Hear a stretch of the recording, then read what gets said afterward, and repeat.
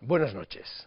En 1997 leí La flaqueza del bolchevique, de Lorenzo Silva.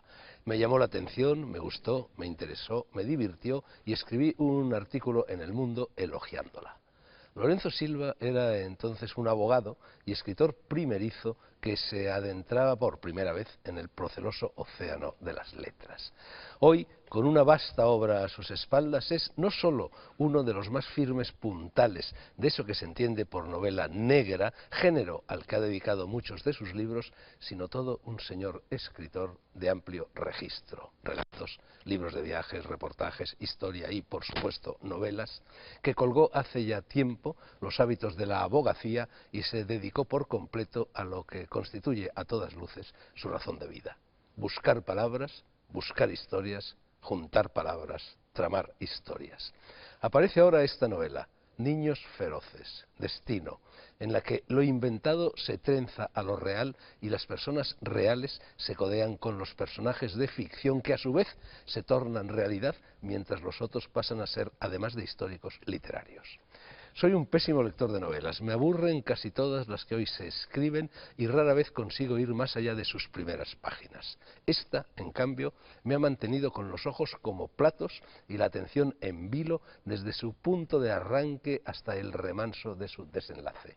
No sé si tengo ojeras, pero voy a entrevistar a renglón seguido a Lorenzo Silva inmediatamente después de haber dedicado muchas horas, casi todas ellas nocturnas y restadas al sueño, a la absorta lectura de este libro que, como diría Truman Capote, se me ha llevado a otros ámbitos y me ha hecho escuchar otras voces. Me alegra comprobar que la primera impresión causada en mí hace casi 15 años por la flaqueza del bolchevique no andaba descaminada. Escritor habemos, me dije entonces, y escritor tenemos, reitero ahora. Lorenzo Silva será el autor de la semana en el episodio de Las Noches Blancas que en este mismo instante se echa a andar.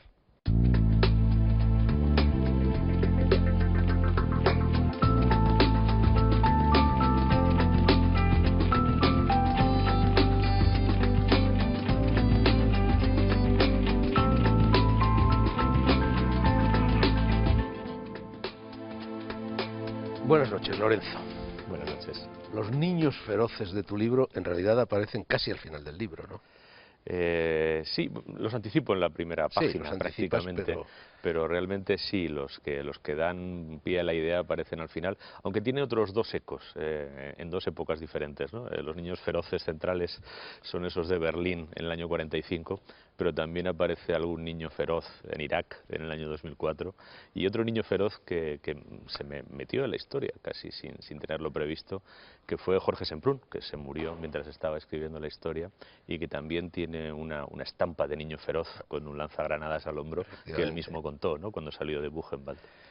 En la primera página de tu libro hay una cita de Robert Graves, de Adiós a todo eso, que dice: la guerra debería ser un deporte reservado únicamente a los hombres de más de 45 años, a los Josés y no a los Davides. Sí, querido papá, qué orgulloso me siento de que sirvas a tu país como un valiente caballero dispuesto a realizar el sacrificio supremo. ¿Cómo desearía poder tener tu edad? ¿Con qué placer me pondría mi armadura y me lanzaría a combatir contra aquellos nombrables filisteos? A los niños, en cierto modo, les gusta la guerra, les divierte, les atrae. Les divierte a priori. Esto es muy incorrecto, claro, lo que acabo de decir. No, pero es verdad, les divierte a priori. Y es fácil reclutarlos. Fue fácil reclutar a la generación de Robert Graves. Fue fácil vaciar Oxford y Cambridge y mandar a toda aquella gente tan brillante y tan joven a las trincheras de la Primera Guerra Mundial.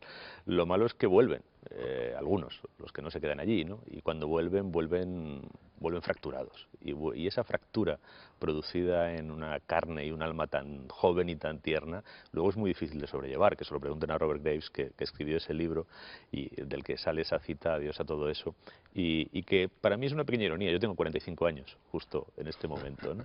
Y siempre me ha ofendido un poco esa facilidad con la que los hombres que no van a ser reclutados llaman a las armas, ¿no? La he observado una y otra vez, sabiendo que no van a ir ellos, ¿no?, que siempre va a ir Bueno, a mí alguien. me contaba Aro Teglen en una entrevista que le hice hace mucho tiempo, también para televisión, cuando salieron sus memorias, que él, que pasó la guerra en Madrid, cuando era un niño, claro que se divertía. Porque claro, la guerra era un espacio de libertad en la que el niño puede hacer cosas que no le están permitidas normalmente, ¿no? Y además, al mismo tiempo, el niño no tiene noción de la muerte, no tiene la idea de la muerte, y entonces no tiene ese miedo que nos atenaza a los adultos, ¿no?, frente a la guerra. En muchos aspectos muy concretos. Yo estuve en Berlín hace un par de semanas para hacer un reportaje al hilo de este libro y entré en los búnkeres que se conservan de la Segunda Guerra Mundial, y ahí tienen, por ejemplo, carteles de la época. Y uno de los carteles es para avisar a los niños de que no cojan las armas, de que no cojan las granadas, de que no toquen las bombas de aviación, porque el gran peligro era que los niños, como no tenían miedo, pues cosa que veían en el suelo, la agarraban y volaban en pedazos con ellas.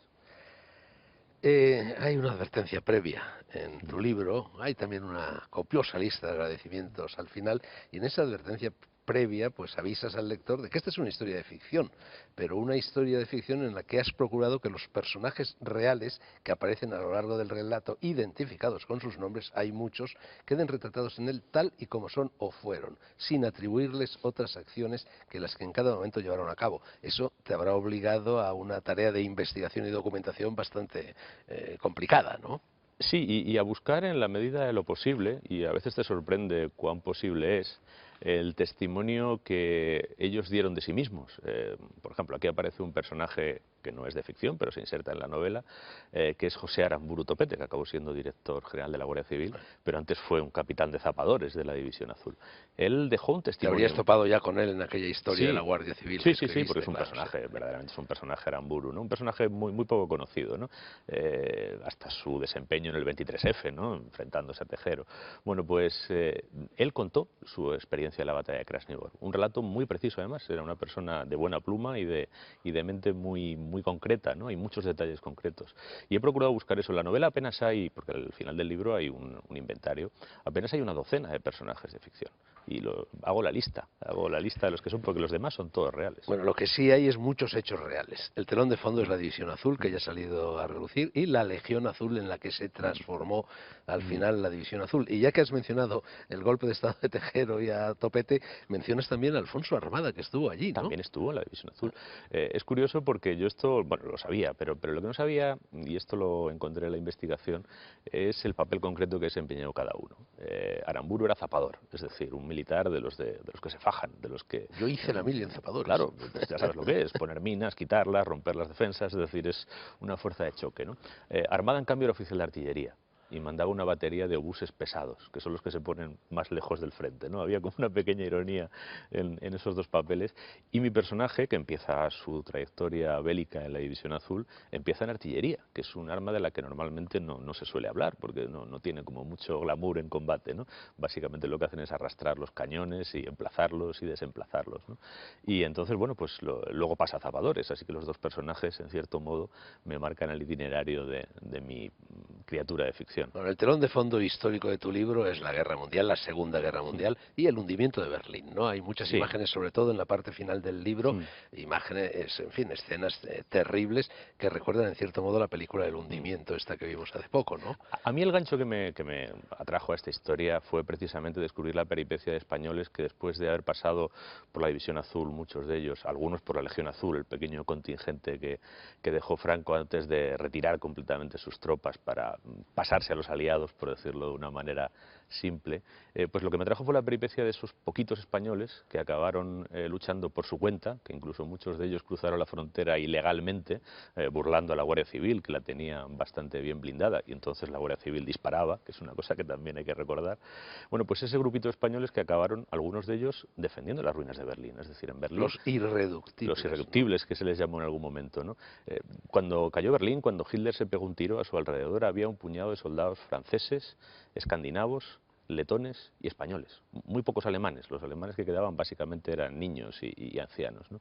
Y esa peripecia de esos soldados en una guerra que manifiestamente no es la suya, ¿no?, y defendiendo esa ciudad casi en estado terminal, me parecía de una fuerza, de una viveza plástica. Hay, por ejemplo, esa película El hundimiento, que tiene un antecedente literario, el libro de Joachim Fest. Me parece una historia tan ejemplarmente contada, me parece un ajuste de cuentas tan ejemplar de los alemanes con su propia memoria, con una memoria tan compleja como la que ellos tienen, ¿no? Sin darle ningún tipo de condescendencia al recuerdo del nazismo pero al mismo tiempo mostrando cómo un señor con uniforme de las SS es un ser humano. Debajo de ese uniforme lo que hay es un ser humano, ¿no? Con toda la variedad de la condición humana. Bueno, pues a mí me impresionó mucho esa historia, y cuando descubrí que podía contarse esa historia, encontré la manera de entrar yo. Dije, aquí puedo contar algo con lo que tengo que ver, ¿no? Porque creo que un escritor debe hablar de cosas que le conciernan. Cuando uno habla de cosas que no le conciernen, se vuelve muy poco convincente. Bueno, ya que dices esto de que debajo del uniforme de las SS había seres humanos, llama también la atención, y te lo digo como un elogio, que has tenido la audacia y la nobleza de ser lo suficientemente incorrecto políticamente como para darte cuenta de que muchas de aquellas personas de la División Azul, de la Legión Azul, incluso dentro del nazismo, de la Falange, el propio José Antonio, etcétera, que tan mala prensa tienen en la actualidad, eran seres humanos. Y a veces eran gente de corazón. Sí, sí, claro. Es que lo contrario me parece como una especie de simplificación laboriosamente construida, ¿no? Es evidente que hay personas con comportamientos indignos, incluso inmundos, en esas filas y en Y en las otras, ¿no? otras, Y en las del claro. frente, ¿no? Y es evidente que eso hay que recordarlo, y además hay que testimoniarlo. Yo no estoy de acuerdo con esa teoría que dice que todo tenemos que ponerle un montón de pomada para taparlo. No, me parece que las cicatrices se hacen sobre la base de la herida, ¿no? Y sobre la base del recuerdo de la herida. Pero dicho esto, también creo que hay que mostrar esa complejidad del ser humano, ¿no? Que es capaz de participar en empresas criminales, en empresas que al final son nefastas para sus semejantes, pero al propio tiempo de comportarse con dignidad, de en un momento determinado tener la lucidez. Por ejemplo, hay un desafío al lector en la novela, que lo has visto evidentemente por esto que dices, que es hacer varias calas en los discursos de José Antonio de los años 35 y 36.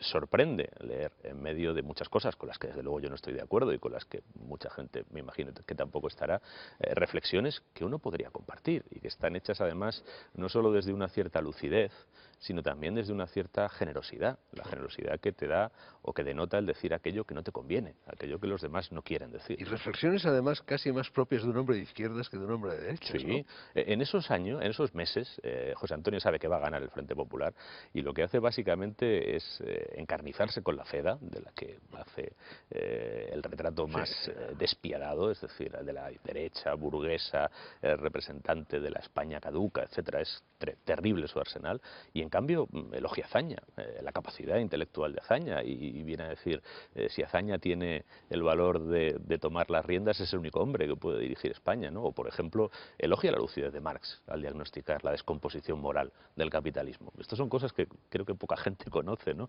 Porque al final muchas veces, en lugar de leer las fuentes directas, lo que hacemos es releer una y otra vez elaboraciones parciales e interesadas, Bueno, ¿no? si proponía incluso la nacionalización de la banca. Sí, sí, sí, ¿no? Y son cosas. A ver, y dicho sea desde mi discrepancia con el ideario de José Antonio y con lo que representó, incluso con su talante. Pero él mismo tiene la honradez en las últimas cartas de señalar los fallos de su talante. Era un hombre colérico, era un hombre impulsivo, era un hombre con defectuoso control de sus emociones. Temperamental. Y eso lo dice él mismo. Eso, cuando está en la cárcel y ya prácticamente poco antes de ser fusilado, él mismo hace un mea culpa de en qué medida ese carácter colérico le ha jugado malas pasadas. Bueno, parece ser, y tú lo vas desgranando a lo largo del libro y sobre todo en ese capitulillo de los agradecimientos finales, que existen bastantes, o por lo menos varios libros de memorias dejados por aquellas personas, los de la División Azul, los de la Legión Azul, los irreductibles, y hay libros muy desconocidos. ¿Cómo has dado con ellos? Y además has encontrado un venero, porque tú dices Sí. que esa historia está por contar, a pesar de que Sí, en gran parte la cuentas ya aquí. sí. Yo cuento lo que es el esquema de la historia, y cuento el itinerario tan increíble que hicieron esos hombres, que en la primavera del año 44, cuando Franco ya, bueno, por razones evidentes, Hitler ha perdido la guerra, eso es evidente ya en la primavera del 44, y además España tiene una enorme dependencia de los Estados Unidos. El gran problema para Hitler respecto de la ayuda española fue que los Estados Unidos entraron en la guerra contra él, y España tenía una dependencia petrolífera absoluta de los Estados Unidos. Bueno, pues la peripecia de esos hombres que en ese momento cruzan la frontera y hacen un viaje que yo cuento, pues van primero a Versalles, de Versalles los mandan a Prusia, de Prusia van a Austria, de Austria van a los Cárpatos, de los Cárpatos van a Pomerania y de Pomerania van a Berlín. Y en todo ese itinerario van dando batallas desesperadas al ejército ruso que avanza para arrollar a Hitler, porque fueron los rusos realmente los que acabaron con Hitler, ¿no? Eso verdaderamente lo único que hago es enunciar esa peripecia, que tiene testimonios. Lo que pasa es que son testimonios muy recónditos. Bueno, no ha sido muy difícil encontrarlos una vez que uno tiene la pista y tira de ella. Además, yo he podido hablar incluso con algunas personas que conocieron a los supervivientes. Yo tengo más o menos localizados una media docena de supervivientes de esa unidad de las SS española, ¿no? de la caída de Berlín. Han muerto todos ya, pero hace unos años, bueno, pues era posible hablar con ellos y esos testimonios a mí me han valido mucho. Hay un par de libros, los libros, tanto el de Miguel Ezquerra, que fue un poco el que mandaba la unidad, como el de Ocaña, que cayó prisionero y estuvo prisionero en Rusia bastante tiempo. Son libros, bueno, que te dan casi tantas pistas como despistes, porque evidentemente hay cosas en las que la memoria falla y hay otras cosas en las que la imaginación actúa, ¿no? Por ejemplo, Ezquerra cuenta cómo Hitler le da personalmente la Cruz de Caballero, le ofrece la nacionalidad alemana que él rechaza porque es español, y todo esto ocurre la noche del 29 al 30 de abril de 1945, cuando Hitler, y está muy documentado su última semana, lo que está haciendo es ocuparse de su testamento, de casarse con Eva Braun, porque se va a suicidar horas después. Es muy improbable que se dedicara a condecorar a un español que estaba por ahí. Pero bueno, es un material interesante y pone de manifiesto una historia que yo sé que hay algún historiador trabajando en ella, porque me parece que es esclarecedora, ese papel de los voluntarios anticomunistas como auxiliares del nazismo, que no solo fueron españoles, fueron de muchos países y muchas nacionalidades. 22 de junio de 1941, 153 divisiones alemanas entran en Rusia. ¿Fue ese, como lo había sido de Napoleón, el gran error de Hitler? Hay muchas teorías sobre esto, claro, los razonamientos hipotéticos siempre son muy difíciles, pero lo que a estas alturas podemos afirmar con bastante certeza es que realmente quien deshizo la maquinaria de guerra alemana fue Stalin, fue la Unión Soviética. Los ingleses, los americanos y los poquitos franceses, que les plantaron cara, todo hay que decirlo, luego la historia se reescribe con naturalidad, apenas lograron arañar el lomo de la máquina militar alemana en Normandía y les costó mucho, avanzaron muy poquito, estuvieron un año luchando en Europa y avanzaron muy poquito, no lograron llegar nada más que a la frontera de Alemania, ¿no? Rusia empujó a los alemanes en dos frentes, desde el Cáucaso y desde Leningrado, los empujó 2000 kilómetros, es decir, realmente fue Rusia quien acabó con Hitler. Y Hitler, ahí está en el libro además citado, en sus últimos días, en una conversación con Speer, le dijo algo muy ilustrativo, ¿no? Que él había cometido dos grandes errores: sobrevalorar a los alemanes e infravalorar a los rusos.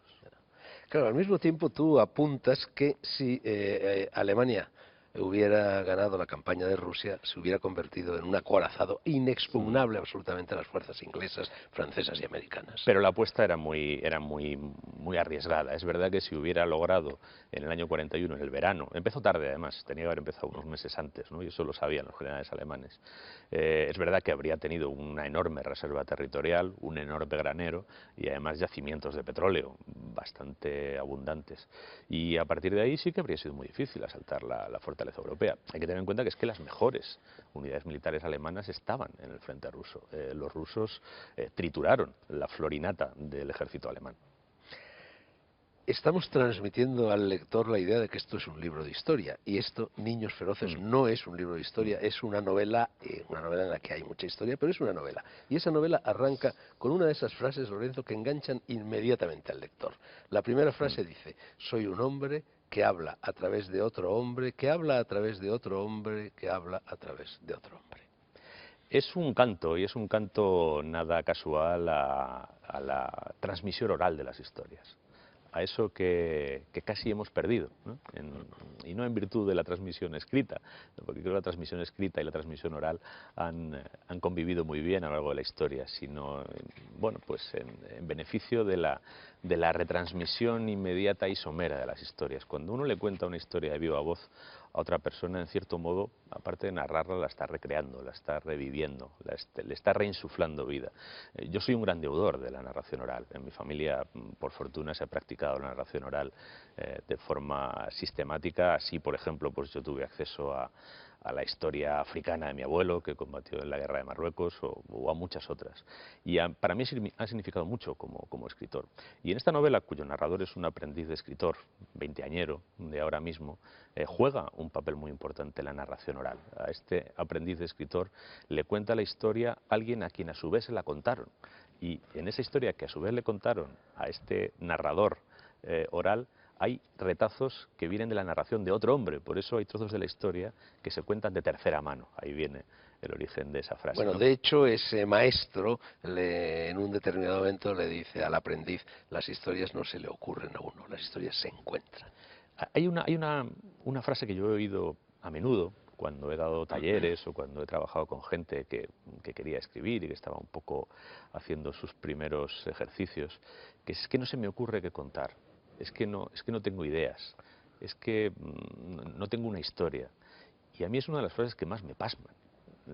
En este mundo hay escasez de muchas cosas, pero de lo que en absoluto hay escasez, sin una hiperinflación que puede llegar a ser alarmante, es de historias. Si uno es curioso, si uno está atento, si uno está presto a descubrirlas. Hay muchísimas historias. Yo tengo ya en la mochila muchas más historias de las que, aunque sea muy longevo, podré escribir. Y ese es el último miedo que he tenido nunca, ¿no? Quedarme sin historias. Creo que historias hay siempre de sobra. Pero Lorenzo, ese aprendiz que no encuentra historia, que quiere ser escritor, que es un niño raro, que es un niño lector, que ha nacido en una casa donde hay 5.000 libros y que lee a lo largo de su vida más o menos 200 libros al año, sin embargo es incapaz de escribir cosas que no sean fragmentos. Es incapaz Sí. de hilvanar sin darse cuenta de que la literatura es una alfombra de nudos, que si no eres Sí. capaz de anudar las cosas no estás escribiendo una novela. Sí, y hay también bueno, una frase del maestro, ¿no? Una especie de provocación que le dice a él y al resto de los alumnos del taller que lo que sabéis es vincular, utilizar links de Links, Internet. pero eso, Lo que no sabéis es entrelazar, ¿no? claro. Es un poco... yo conozco chavales jóvenes así, gente con talento, gente que ha leído mucho y que sin embargo siente ese miedo a construir un gran Bueno, relato para el que estoy convencido que está perfectamente son capacitado. los de la llamada generación nocilla. Tú mira lo que dices en la página 21. Le está hablando el maestro al aprendiz y le dice, la culpa de esa incapacidad para tramar, para trenzar, la tiene vuestra educación, la del cole y el instituto, donde no os han hecho nunca saber lo que es un examen final, todo a sorbitos. La de la tele, que es la que educa a la población en general y donde no hay discurso que dure más de 6 minutos para que la gente no haga zapping y se pase al shade de otro. Y la de Internet, vuestro medio, ese a través del que miráis el mundo y en el que os movéis como pez en el agua, donde la unidad de discurso es el post bloguero o cada vez más el vídeo de YouTube. Sí, esa última alusión, a mí alguien me dijo algo muy estremecedor hace poco más de un año. Me dijo, tú cuando quieres buscar algo en Internet, lo que haces es conectarte a Google. Olvídate, tú ya eres un antiguo. Lo que hacen los jóvenes es conectarse a YouTube. Es decir, si se encuentran con tu nombre, no quieren leer una página de texto donde se hable de tu obra. Quieren ver un vídeo donde aparezcas, porque eso es lo que están dispuestos a ver, ¿no? Bueno, en cierto modo eso es una provocación del profesor. Yo me he encontrado gente muy joven que está perfectamente capacitada para hacer mucho más que eso, ¿no? Lo que ocurre es que a veces no tienen fe en sí mismos, tienen un problema parecido al que tiene el narrador de la novela. El otro día leí en un periódico la noticia de que han hecho el cálculo medio de durante cuánto tiempo permanece la atención de un tuitero, un bloguero en Internet. ¿Sabes cuánto tiempo? Y luego link, luego Sí, cliquean, sí, sí. 19 segundos. Sí, en promedio es muy fácil. Además la red invita mucho a eso, porque la interfaz gráfica invita a pinchar. Ahora, yo creo que eso es una opción. De verdad, yo llevo en Internet mucho tiempo y haciendo un uso intensivo de Internet, por ejemplo, esta novela se ha beneficiado muchísimo de un uso intensivo de Internet. Yo he encontrado detalles increíbles gracias a la red, de una precisión absoluta. O sea, yo quería saber cómo era el Hotel Kaiserhof de Berlín en el año 45 y he visto fotos del momento exacto que a mí me interesaba para poder narrar pues un momento en que mis personajes disparan desde el Hotel Kaiserhof, ¿no? Es decir, que esa información es opcional como la maneja uno. Es decir, yo creo que hay un desafío que tenemos, porque este mundo ya está aquí y no se va a ir, que es cabalgar ese potro, no que ese potro nos arrastre a donde quiera él, sino cabalgarlo. Y creo que se puede cabalgar. Yo no creo que sea inexorable que Internet nos vuelva idiotas o nos vuelva superficiales. Si somos capaces de plantarle cara, creo que puede construir nuestro conocimiento. El escritor consagrado se llama Lázaro y el alevín de escritor también se llama Lázaro. Tú te llamas Lorenzo. Hay cierta Mm. aliteración, esa L, esa Z. Bueno, hay una literación, pero mira, más que esa literación, porque pensé mucho el nombre de los dos, ¿eh? El nombre está elegido por dos razones. Quería que tuviera un nombre extraño. Yo arrastro un nombre más o menos anómalo y solo me he encontrado a dos personas, creo, a lo largo de mi vida que se llamaban igual que yo. Cuando uno porta un nombre inusual, se establece instantáneamente una solidaridad con los portadores de ese mismo nombre, ¿no? Y yo quería ese detalle para que empezara a acercar a ese profesor y alumno, ¿no? Son de generaciones diferentes, uno es un escritor experimentado, el otro un escritor aprendiz, pero comparten ese nombre, tienen una conexión íntima, ¿no? Porque el nombre representa mucho de la identidad de una persona. Y la otra idea de la que está extraído el nombre no es tanto la literación con mi nombre como el homenaje al Lázaro de Tormes, que es la primera, creo podría decir, novela moderna en el idioma en el que yo escribo, ¿no? Es un homenaje a la novela. Yo pertenezco a dos patrias, a la patria de mi lengua y a la patria de este oficio, ¿no? Que es contar historias. Y el Lázaro de Tormes es la primera. Historias con minúscula. Te lo pregunto porque en alguna parte del libro aludes a la evidencia de que existe la historia con H Mm, mayúscula y las historias mm, con H minúscula, y en definitiva un libro mm. se trenza con historias con minúscula, ¿no? Sí. Y yo no sé si es saludable, pero a mí cada vez me interesa menos la historia con mayúscula y me interesan más las historias con Incluso es la minúscula. intrahistoria que llamaba Unamuno, Sí, ¿no? sí, pero casi yo más bien lo asocio a la búsqueda de elementos de verdad. En la historia con mayúscula, mete en mano demasiados propagandistas, porque la historia con mayúscula es un negocio, en el que la propaganda trae réditos, ¿eh? Cuando uno se adscribe a una escuela histórica concreta, a veces trae réditos económicos directos, en forma de cargo pensionado, ¿no? Sin embargo, las historias con minúscula no tienen ganancia, no tienen esa ganancia inmediata, ¿no? No son un negocio, es más fácil encontrar la verdad en las historias con minúscula que en la historia con mayúscula. En la novela salen continuamente a relucir otros escritores, escritores reales.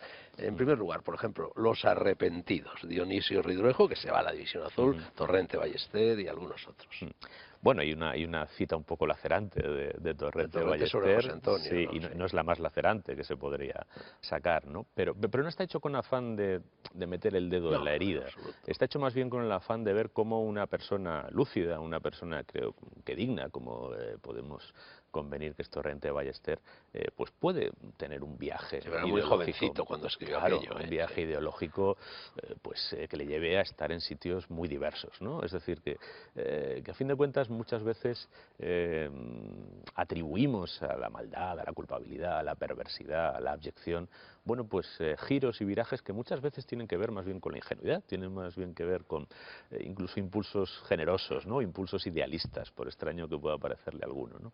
Entonces esa es tanto Ridruejo como Torrente son un ejemplo de esto, ¿no? Luego hay escritores que son más, quizá más, no sé cómo decir, no sé si decir más lúcidos, pero por lo menos más firmes, ¿no? Por ejemplo, Walter Benjamin. Walter Benjamin, con poco menos de 20 años, ya Casi presiente, cierra el libro. sí, porque él presiente con 20 años la catástrofe a la que va a arrastrar a Europa el totalitarismo y el militarismo prusiano, y de hecho él rompe con su maestro, cuando su maestro llama a la juventud austríaca y alemana a tomar las armas, ¿no? En ese momento él, con 20 años, rompe con su maestro y mantiene esa postura consistentemente hasta su muerte en Portbou, huyendo de la Gestapo, ¿no? Es decir, que hay otros escritores que dan otro ejemplo, pero para mí ambos son valiosos. ¿Tú Quiero crees que decir, se suicidó? yo creo que sí. Es una muerte Yo creo que extraña sí, la suya, yo no creo que sí. aparece en aquel hotel de Sí, mala sí, sí, muerte. en un hotel ahí que además está el edificio en Portbou, el que quiera lo puede ver. Portbou, que es un sitio fascinante, aparece un par de veces en la novela porque en Sí. Portbou muere Benjamin, pero también por Portbou cruza la frontera ilegalmente mi personaje, ¿no? Bueno, Y allí cerquita hay está leyendas, Coyur. Coyur y todo, sí, por ahí pasó toda la huida republicana, ¿no? Es un sitio lleno de sabor porque además es un antiguo pueblo fronterizo donde ya no hay una frontera, donde ya realmente no hay nada y tiene ese aspecto fantasmagórico, ¿no? De las cosas que fueron y ya no son. Pero hay muchas leyendas, porque bueno, era un pueblo donde había gran movimiento, ¿no? Decían que había gente de la Gestapo y seguramente la habría, ¿no?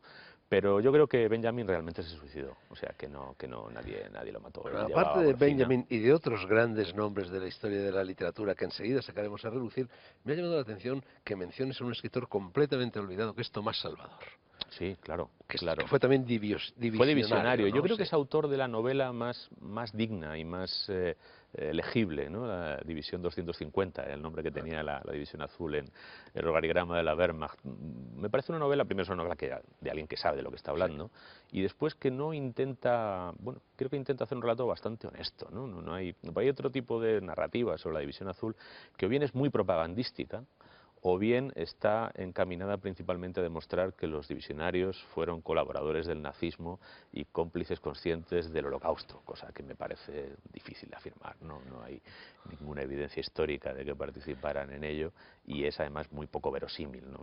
El antisemitismo el antisemitismo no ha sido un sentimiento extendido en España porque España eliminó a los judíos hace 500 años, es muy difícil. Bueno, Franco incluso les devolvió el pasaporte a muchos de ellos, entonces, ¿no? no sé, me parece algo poco consistente, ¿no? Y Tomás Salvador yo creo que representa una mirada sobre la división azul, hecha desde un divisionario, pero con honestidad.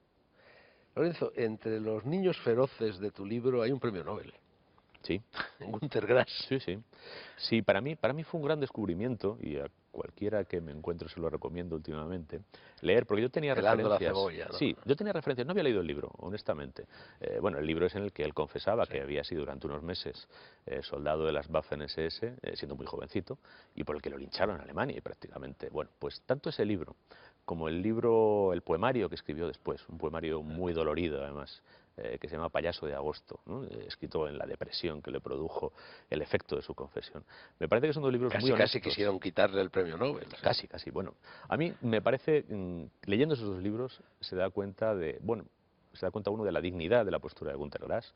Es verdad que podía haberlo dicho antes, pero bueno, es difícil decir eso en Alemania, también hay que ser consciente, ¿no? Y lo importante es que finalmente lo acabó diciendo, y lo acabó diciendo él, y contando con pelos y señales. Creo que lo cuenta de una manera muy honrada, cómo él, como tantos alemanes, se vio seducido por Hitler, que era un personaje que, como él dice, se mantenía siempre incólume, es su definición de Hitler, ¿no? Y por otra parte, cuenta cómo él realmente lo que quería fue un día al cine en Danzig o Dansk, que era su ciudad, y vio un documental sobre los nuevos carros de combate alemanes, que eran realmente impresionantes. Hay un museo en Francia, para el que tenga curiosidad, donde guardan uno de esos tanques que además sigue funcionando, y él dijo, yo me quiero subir en un tanque de esos. Tenía 17 años. Era un juguete, Claro, para y un fue a niño, apuntarse, claro, sí. y entonces le dijeron, bueno, pues si te quieres subir en un tanque, te apuntamos en la lista, eres muy joven, cuando cumplas 17 te llamaremos. Cuando cumplió 17 le llamaron, y para montarse en ese tanque, pues lo enviaron a las Waffen-SS. Él se puso ese uniforme, como se podía haber puesto el que fuera, con tal de subirse en el tanque. Que luego no se subió en el tanque, porque como entró en la guerra cuando ya Alemania iba muy mal, se pasó lo poco de guerra que fue en un tanque, debajo del tanque mientras lo bombardeaba la aviación aliada. O sea que realmente su experiencia militar fue muy poco épica. Otro nombre de peso, Kafka, al que el escritor consagrado del libro considera el mejor escritor del siglo XX a distancia del segundo. A mucha distancia, y me alienta mucho ver aquí a mi espalda la primera frase de La Metamorfosis, ¿no? Para mí ir a Berlín es en cierto modo ir a Kafka, como ir a Viena, como ir a Praga, ¿no? Además hay una cosa sobrecogedora, pero que es un detalle real. Cuando empecé a investigar por dónde huyeron los españoles del distrito gubernamental de Berlín, los que estaban defendiendo la Cancillería, cuando finalmente se dieron cuenta de que aquello estaba perdido y huyeron, salieron por los túneles del tren de cercanías, el S-Bahn, que llaman los alemanes, y salieron en la estación de Steglitz, que está a 100 metros de la casa donde vivió Kafka en Berlín. Cuando encontré esa coincidencia Y donde histórica dicen que era un real, escritor austriaco. sí, hay una placa, Sí. que pagó el gobierno de Austria. Pues claro, realmente Praga pertenecía al Imperio Austrohúngaro cuando nació Kafka, y Kafka escribió en alemán y no en checo, aunque hablaba checo, ¿no? Y murió como checo, de hecho, murió en una Checoslovaquia independiente, ¿no? Pero sí hay una placa que pagó el ministerio del gobierno austriaco y lo recuerdan como el poeta austriaco, ni siquiera, o sea, el poeta austriaco, que es interesante. El Lorenzo, mejor dicho, el Lázaro senior, escribe en su juventud una carta a Sábato. Ujú. Y Sábato, un poco airado, le responde, escribe, escribe, escribe, es la única forma de salvación. Sí. Bueno, eso es, me han preguntado en más de una ocasión ya si Te lo Lázaro. pregunto porque yo escribí una carta a Ernesto Sí, Sábato, más o menos a los sí. 30 años. Me han preguntado si Lázaro Mayor es un trasunto mío. Bueno, ese es el único detalle que pertenece a mi biografía. Tú Yo también lo le hiciste. escribí una Y carta, escribí 3 recibiste... cartas a Sábato y me respondió las 3 veces. Y dejé de escribirle porque ya era un hombre bastante mayor y me daba cargo de conciencia escribirle a un señor que además te respondía con unas pequeñas notas mecanografiadas en las que había muchos errores mecanográficos, y en una de ellas me decía que me disculpara que le disculpara por los errores mecanográficos porque no veía bien las teclas. Claro. Entonces yo tenía la sensación de que estaba obligando a escribir a un hombre que casi no veía, y me sentí tan consternado que dejé de escribirle, porque tenía la certeza de que siempre que le escribías te contestaba. Es algo verdaderamente impresionante. Entre los nazis, en realidad, había dos ejércitos. Eso me ha llamado bastante la atención. Por una parte la Wehrmacht y por otra parte los Waffen-SS, que eran Sí. el más aguerrido, ¿no? Un poco el Sí, núcleo de la hay resistencia. como dos ideas que yo intento aclarar en el libro, que también las descubre mi joven narrador mientras investiga, ¿no? Primero, que las SS eran un universo. Las SS al final llevaban los campos, llevaban los judíos, llevaban la industria, llevaban la policía, llevaban el servicio secreto. Es decir, era un estado paralelo realmente, ¿no? Y las Waffen-SS eran una parte de ese universo. Esa parte de ese universo empezó siendo muy pequeñito, eran las tropas de las SS, pero al final de la guerra realmente eran casi tan importantes como el ejército regular, y al final incluso pues recibían las mejores armas, y acabaron siendo un ejército de casi 1 millón de hombres, ¿no? Y al final de la guerra, que es como llegan los españoles allí, de forma accidental, realmente no es que ellos quisieran ser SS, se convirtieron un poco en la legión extranjera de los alemanes, ¿no? En las Waffen-SS había bosnios musulmanes, había tártaros, había franceses, belgas, noruegos, suecos, finlandeses, algún inglés incluso. Es decir, se convirtió en un extraño ejército multinacional, donde además ya ni siquiera eran arios. Es decir, los españoles que fueron SS no lo habrían podido ser en el año 40, cuando se exigía para ser SS ser de raza aria, cosa que obviamente un español no era, ¿no? Dedicas también varias páginas en el libro a ese personaje que fue León de Grel, que murió en España. Un personaje realmente. Un personaje Yo alcancé a conocerlo bueno, en una comida en la embajada chilena. sí, más de una persona he Sí. hablado yo que lo conoció, ¿no? Bueno, León de Grel es un personaje importante en la historia porque fue a través de la división valona de las SS que él dirigía, como los españoles se integraron en las SS. De hecho, esa división se quedó diezmada, Bélgica ya estaba invadida o reconquistada por los aliados, y León de Grel buscó voluntarios por todas partes, y entre otros se llevó a unos españoles. Eso me acerca a la historia de Grel. Hay un libro muy interesante sobre de Grel que escribió Jonathan Little, el de las benévolas, que es una especie de análisis, casi Lo de mencionas psicoanálisis, también, de de León de Grel. Y es una figura curiosa, ¿no? Pues es una figura que es verdad que fue un soldado valeroso, las paradojas de la condición humana, ¿no? Fue un soldado valeroso que además estuvo en primera línea. Él era el jefe del partido fascista de Valonia, ¿no? Y sin embargo él fue a coger la ametralladora al frente ruso, ¿no? Pero luego al final de la guerra, mientras sus hombres perecían machacados por los rusos, él se cogió un avioncito y ese avioncito le Fue llevó a a San Sebastián. Noruega y desde Noruega acabó en San Y él Sebastián, aterrizó en ¿no? la playa de San Sebastián Y ya se convirtió en un plutócrata poco a y poco, ¿no? vivió toda su vida confortablemente, Envejeció. ¿no? Después de haber clamado contra los plutócratas belgas y contra la cobardía, ¿no? Pero hay un pasaje muy al final de tu libro que transcurre entre los indignados. Porque tu Sí, libro va y viene desde el sí. remoto ayer, no tan remoto, de la Guerra Mundial hasta los días ultimísimos, ¿no? Mm. Y me ha llamado la atención que un párrafo que citas de León de Grel parece en muchas de sus líneas escrito por los indignados. Dices, la guerra no acabará, no dices tú, dice León de Grel, Ese de Grel. hasta que en las regiones obreras, en nuestro viejo país aún dominado por las mafias plutocráticas, el capital finalmente esté al servicio del pueblo, hasta que los centenares de miles de familias obreras tengan el bienestar y el respeto. Se pueden ver tantos hombres insolentes, atiborrados de riqueza. Nuestro pueblo nos demanda saber quién se ocupará de él, quién le salvará un día. Son proclamas muy parecidas a las de los indignados, Sí, ¿no? Y sí, son de sí. León de Grel. Sí, bueno, es que la indignación a veces es una moneda que pasa de mano en mano, ¿no? Y sirve para las cosas más variopintas. Yo inserté el 15M porque algo que está permanentemente en la novela es la realidad del novelista mientras está escribiendo. Mientras uno escribe una historia, sigue viviendo y pasan cosas a su alrededor. Mi narrador vive en Madrid y cuando sale a la calle por la noche, después de estar escribiendo durante horas, se encuentra la calle tomada por los indignados, las furgonetas de policía que van a toda velocidad a proteger el Congreso.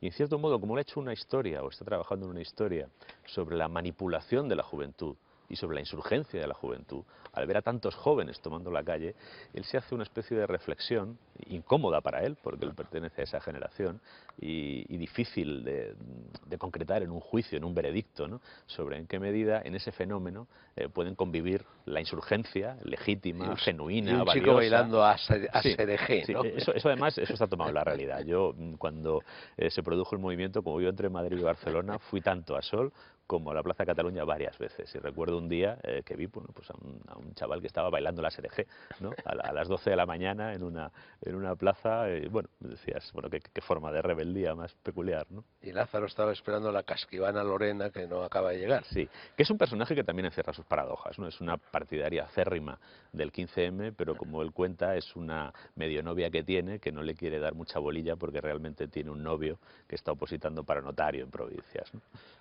Bueno, entre tu novela y Soldados de Salamina, de Cercas, hay cierta consanguinidad. Son muy distintas, sobre todo muy Hmm, distintas en las conclusiones, en el hmm, planteamiento, digamos, en la ética hmm. que envuelve los dos libros, pero hay cierta consanguinidad, ¿no? Bueno, hay quizá un paralelismo. Son dos miradas a la memoria reciente de España y de Europa, que eso también está en Soldados de Salamina, porque yo creo que muchas veces hemos hecho una memoria demasiado española, ¿no? Como si España estuviera desgajada del continente, ¿no? Tanto la guerra civil como la posguerra forman parte de la historia europea y Bueno, están, África y los Pirineos, ¿no? y están entrelazadas con la historia europea, y además los motores de la historia europea de esos años operan en España, ¿no? Entonces yo creo que esa vocación la comparten. Y luego hay un rasgo narrativo que comparten, que es estar hechas desde un narrador actual. Yo lo que creo es que el sesgo del narrador es diferente, ¿no? El narrador actual de Soldados de Salamina es, a mí me parece un portavoz bastante claro de Javier Cercas, y yo he querido hacer otra cosa. Yo he querido construir un narrador muy distinto de mí. Un narrador mucho más joven que yo, que esté más desconectado de los hechos históricos de lo que yo lo estoy. Yo he hablado mucho con personas que vivieron todos estos hechos. Mis abuelos vivieron estos hechos y a mí me los han contado directamente. Yo, en cierto modo, no vivía en esos años, pero estoy implicado, tengo un contacto. Quería que la historia la contara alguien que no tuviera ese contacto, que pudiera acercarse con la mirada todavía más limpia, todavía más ingenua de la que lo puedo tener yo, que no lo viví, pero tengo esa conexión tan directa. Lorenzo, vamos llegando al final y al final de tu libro hay una cita, no es la primera, de Walter Benjamin, y yo creo que se refiere a ti. Pues a ver, Tú, lo dije antes, en el editorialillo del comienzo del programa, eras abogado, te costó sí. trabajo renunciar a la abogacía, tenías miedo de no poder vivir de la literatura, y lo que dice esa frase de Benjamin es: cada uno ha de encontrar una disciplina que le proponga máximas exigencias en su vida. De esta manera, a partir de su forma espiritual ahormada en el presente, reconocerá el futuro liberándolo. Bueno, a mí Benjamin me parece una de las mayores inteligencias europeas del siglo XX y sobre todo es capaz de dar con formulaciones tan precisas como esta, ¿no? Yo esto, en cierto modo, cuando lo descubrí, se convirtió en una divisa mía, pero en esa página se la propongo a todo el mundo. Hay algo con lo que cada vez estoy más en guerra, que es con este elogio de la holganza, el placer, la tibieza, la vida muelle, ¿no? Un ser humano tiene que exigirse hasta el fin de sus días. El ser humano que no se exige, el ser humano que no se exige al máximo, dilapida su tiempo y dilapida su Pero esto no es existencia. más que una enésima versión del Nocete Ipsum. Y cuando sepas Ujú. quién eres, sabrás en qué consiste tu deber y cuál es tu destino, Exacto, ¿no? exacto. Reivindicar el deber, de verdad. A mí el placer me parece muy reivindicable, pero incluso el placer sabe mejor cuando uno ha cumplido con su deber. Ya sabes que a mí tu libro me ha gustado extraordinariamente y no tengo recato alguno a la hora de confesarlo, pero te voy a hacer un reproche. Yo Házmelo. habría terminado la novela en la página 377, muy al final, cuando dice: recuerdo de pronto la playa de Portbou y el Tiergarten de Berlín, donde ahora también habita mi alma. Y siento que debo reconocerle acaso por última vez su repelente tendencia a tener razón. Y luego viene un capitulillo que es un capitulillo reflexivo, que es un capitulillo explicativo, y yo siempre recuerdo que Hmm. Hemingway en su decálogo del escritor decía: no tratéis de explicaros. Hmm. ¿No crees que sobran esas Bueno, páginas? fíjate que el propio narrador, que hace una reflexión sobre el sentido que él ha extraído de la historia, viene a decir, y esto no es pertinente. Es decir, esto no es pertinente para la narración, esto es mi recapitulación personal. Es decir, la historia ya está contada. De hecho, ese capítulo empieza con esa frase. Sí, La es historia ya verdad. está contada, el libro ya está hecho. Este es como mi pequeño desahogo personal. Y es el Pero desahogo, quiebras un poco el clímax, ¿no? pero es el desahogo de él. Es decir, yo es que Sí, al el final de él, sí. claro, hemos hablado de peripecias tan tremendas, ¿no? Como de gente que vivió, que mató en la guerra, ¿no? Porque el personaje mata y cuenta a todas las personas a las que mata y las recuerda además, ¿no? Lo más crudo lo recuerda. Y al final final yo quería dejarles espacio a él, ¿no? A este joven de 20 años que ni siquiera ha hecho la mili, que vive en retaguardia, como le dice su maestro, no en paz, porque guerras hay, pero las miramos desde la retaguardia, y que quiere extraer un sentido de esas vidas tan lejanas a él dentro de su propia vida.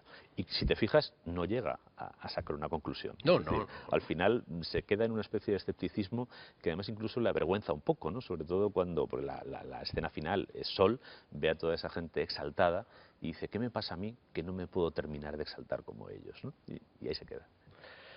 Dice Walter Benjamin en su Metafísica de la Juventud que el contenido de una conversación es reconocer el pasado, un encuentro de nuestra juventud y nuestra vejez ante el campo en ruinas de nuestro espíritu, donde notamos lo que hemos destrozado y levantado sin saber. Me parece una buena descripción de la conversación que he tratado de reflejar aquí y, en el fondo, de todas las conversaciones con alguna enjundia. Dice también que la grandeza es el eterno silencio que sobreviene tras haber conversado. Aquí se me presenta, al fin, la oportunidad de alcanzarla. Quizá la literatura sea eso. Gracias, Lorenzo. Gracias. Seguimos.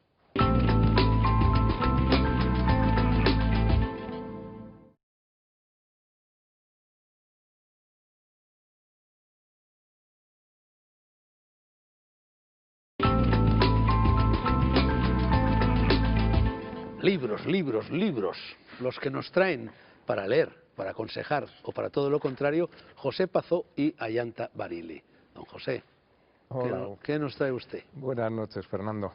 Pues yo traigo dos cosas y son en cierta manera una indulgencia, porque las dos me gustan y en las dos encuentro algunas cosas menos recomendables. La primera es de Juan Benet, Ensayos de incertidumbre.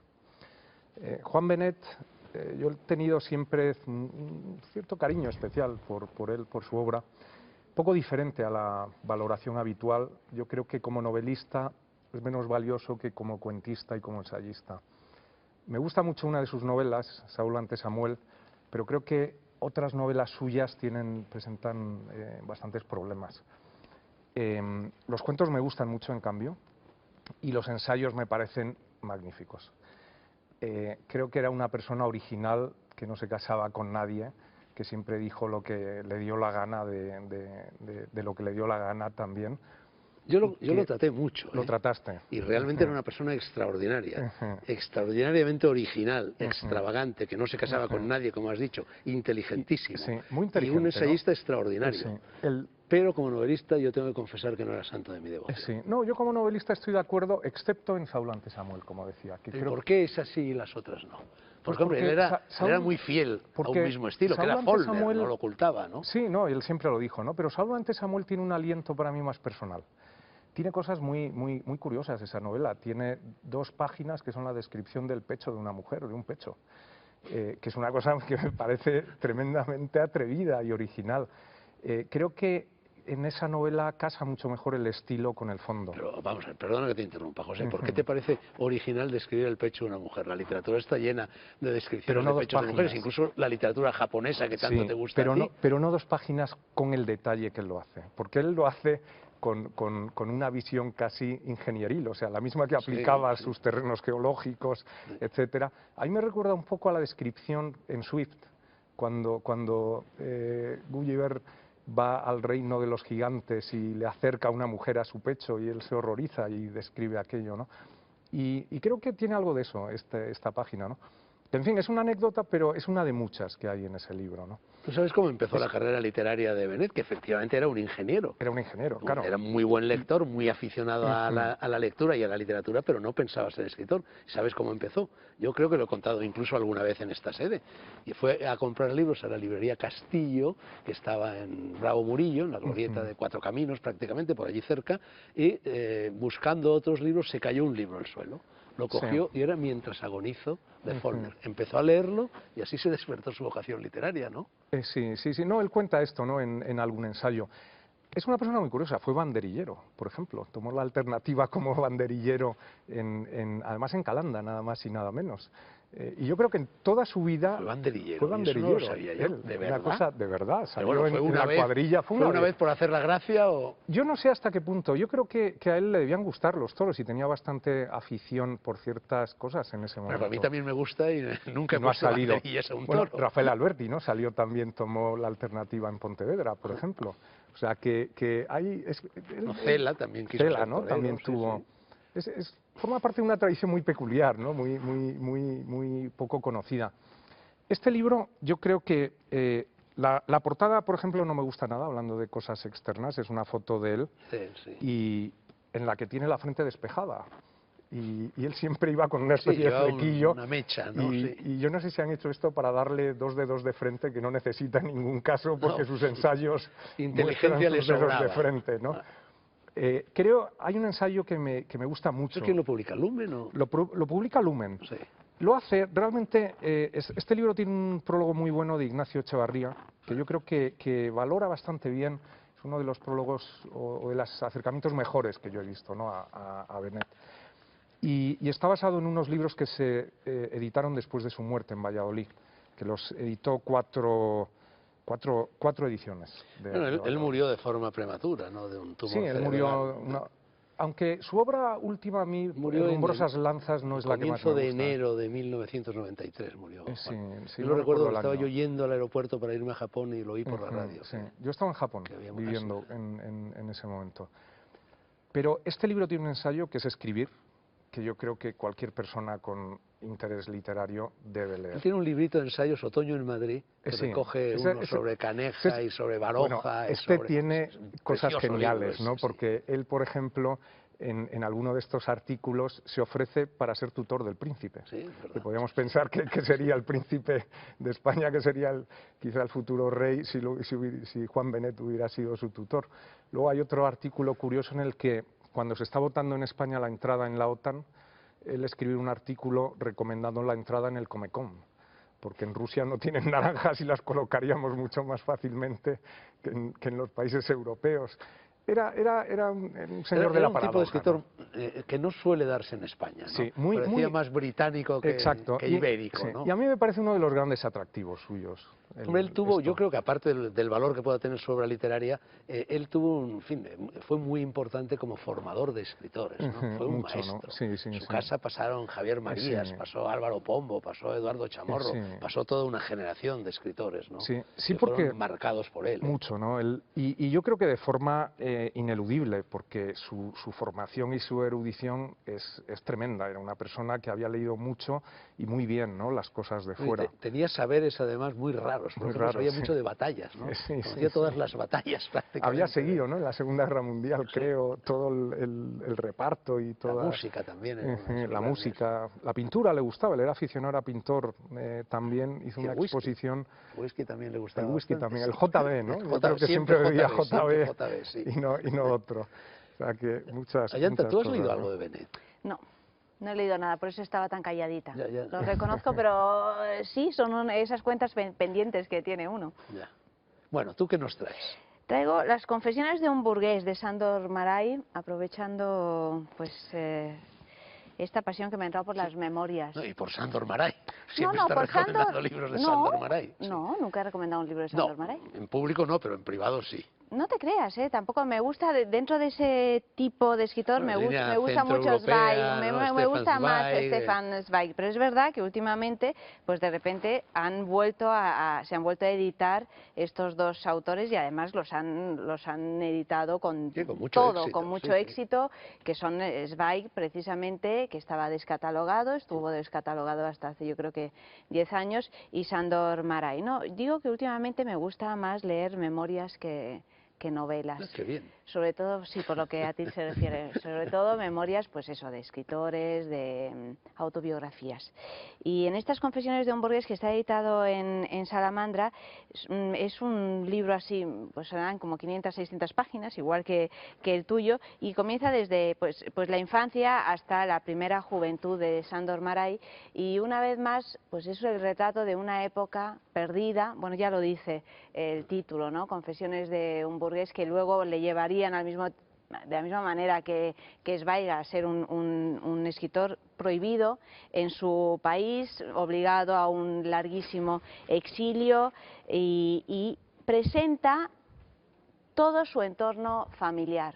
Y son esas sagas familiares, y siempre resulta muy interesante, ¿no? ¿Qué es lo que rodea al escritor para que ese escritor se convierta en tal? Toda una serie de personajes extraordinarios, divertidísimos, también muy dramáticos, en una situación histórica en la que todos van perdiendo sus privilegios, y al igual que Zweig le ocurre que habla en realidad muy poco de sí mismo, sino mucho de todo lo que le rodea, de todo lo que ve con esos ojos pero de Zweig niño. tiene este libro, Memorias de un europeo. Memorias de un ¿no? europeo, un mundo Un de libro ayer. extraordinario, ¿no? Pero... Sí, pero en Memorias de un europeo, de hecho, si Sí, tú habla te de fijas, muchas no cosas, habla sí, es de verdad, sí sí. mismo, habla también de una situación histórica y política, sobre todo, ¿no? De ese despertar que es: no va a pasar nunca nada, nunca nos va a pasar nada a nosotros, que somos unos privilegiados, y sin embargo les pasa de todo,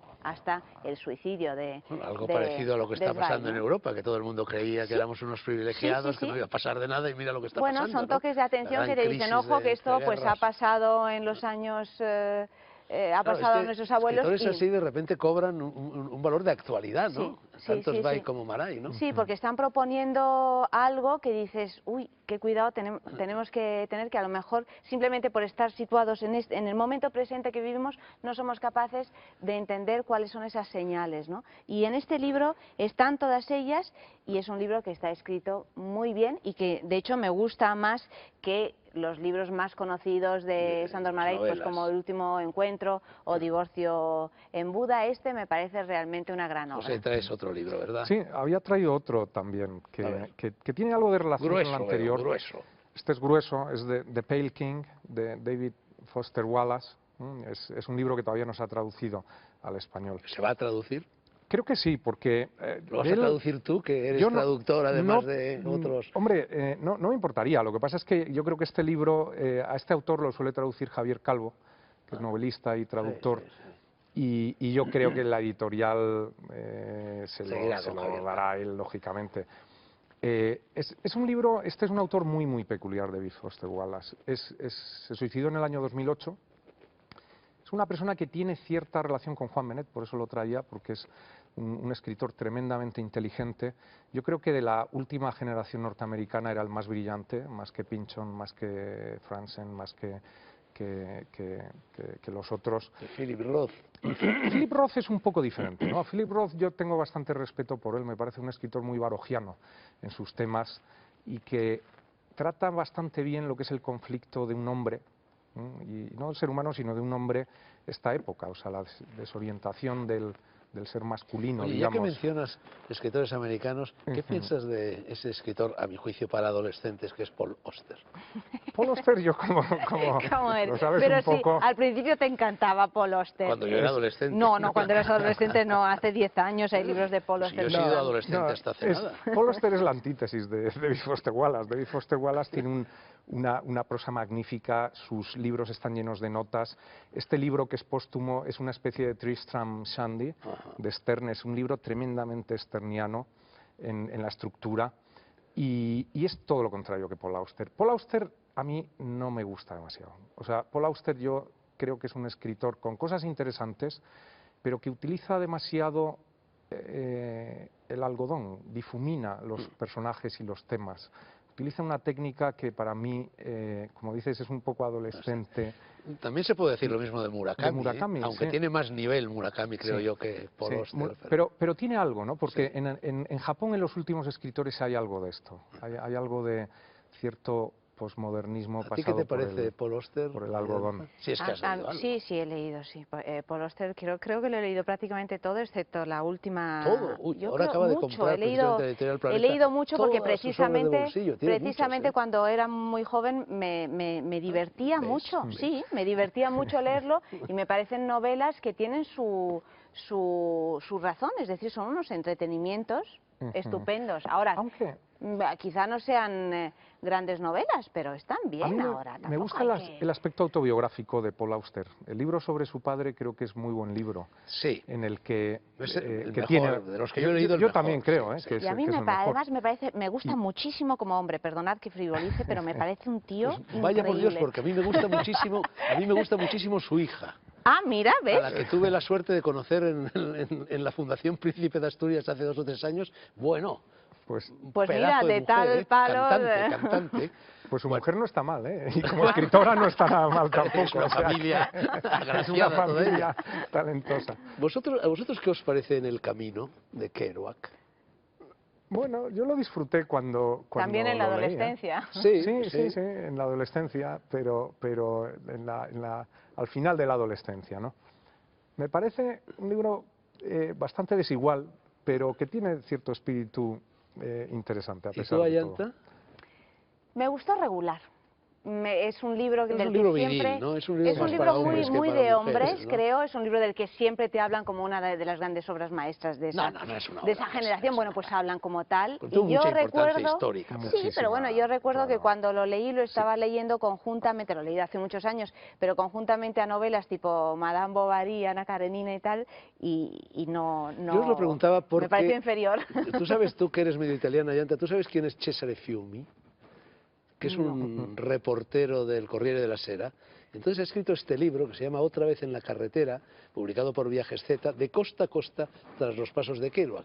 Y en 1997 se cumplieron los 40 años de la aparición de En el camino. Y entonces este hombre, que era gran admirador de Kerouac, agarró un coche en Nueva York y se fue hasta California reproduciendo exactamente, pero vamos, Todo el- motel por motel, taberna por taberna, restaurante por restaurante, Picacho por Picacho, todo el El recorrido recorrido. de Kerouac. He escrito este libro de una minuciosidad extraordinaria, pero en fin, es un libro, a mí me ha gustado Interesante. bastante, un libro que sigue, bueno, la música de Dylan, la obra de Jack London, de Corban McCarthy, de Burroughs, ¿no? Un libro curioso, ¿eh? Pero es que Otra quizá vez en la eso carretera. da la medida que Kerouac, aparte de como escritor, era muy interesante como persona y Sí. como personaje, ¿no? Bueno, una vez lo llevaron a un programa de televisión, estaba yo en Italia, famosísimo que había, el equivalente a este más o menos, en la televisión italiana, se presentó completamente borracho y armó ahí un pollo que todavía lo deben estar recordando, ¿no? Pero a mí este libro me ha dado rabia también, porque es que yo cuando se cumplió el 25º aniversario tuve la misma idea de volver a hacer todo el itinerario del camino y como siempre ideas que no sirven para nada. Señores, ha sido un placer, ¿eh? Un placer. Seguiremos viéndonos por aquí. Es Muchas mío. gracias. Buenas noches.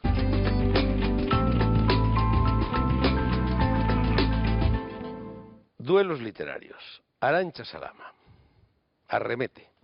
Bueno, hoy he traído otro hombre del que estoy enamorada. Y lo raro es que no haya nacido en el siglo XIX, porque por lo general me fío mucho de los que nacen en el siglo XIX.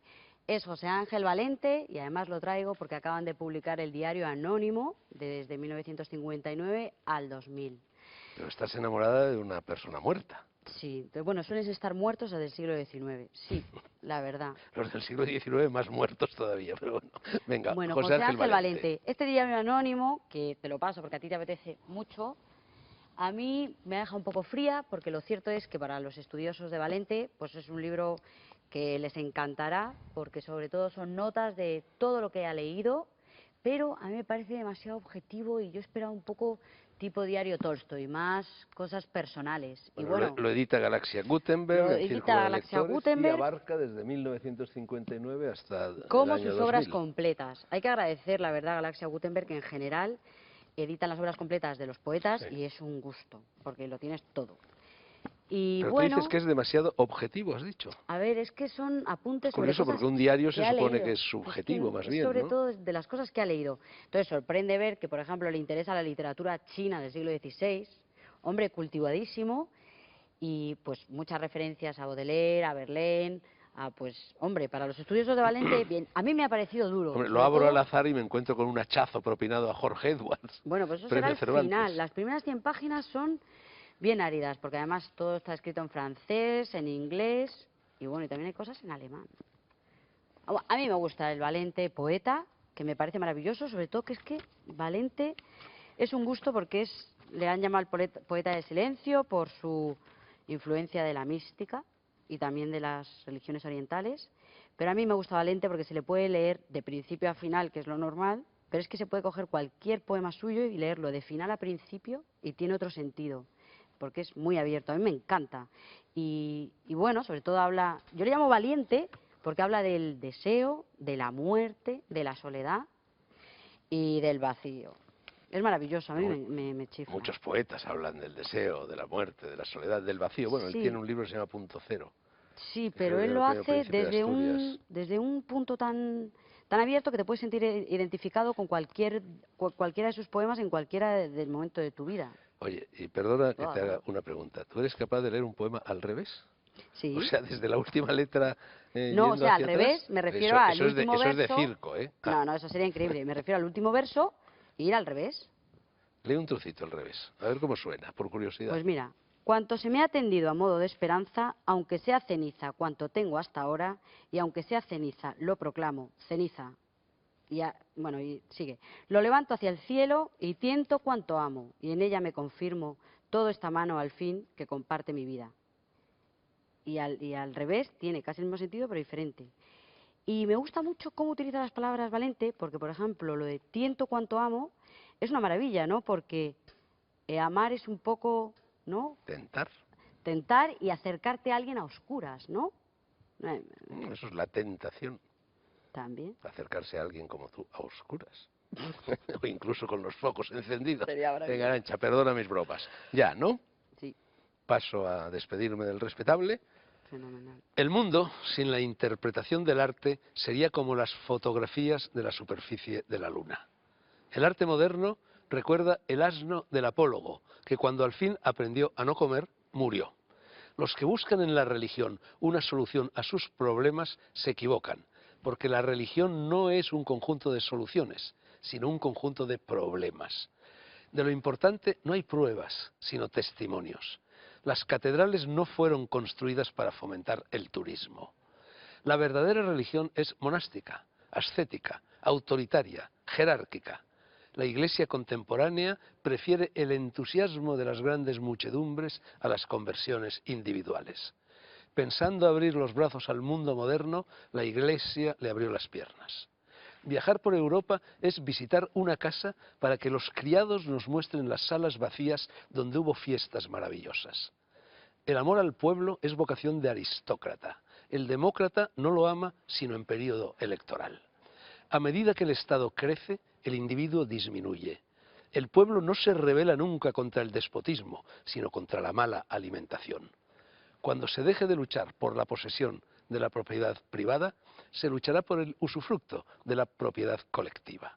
El enemigo de las clases altas no es el inferior, carente de toda posibilidad de ascenso, sino el que no logra ascender cuando otros ascienden.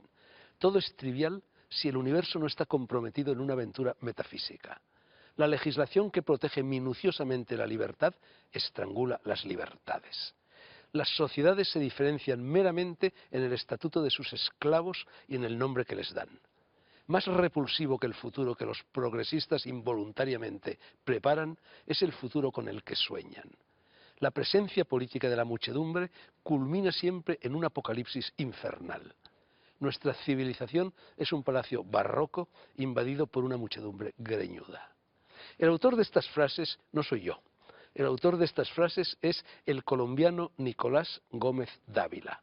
Hay muchas más en Escolios a un texto implícito, Atalanta. La última dice: escribir es la única manera de distanciarnos del siglo en que le cupo a uno nacer. Gómez Dávila, héroe y apóstol del pensamiento reaccionario, expresión redundante porque quien no reacciona no piensa y viceversa, y extraordinario prosista, nació, escribió y murió. Esas tres palabras resumen su biografía. No le dieron el Cervantes.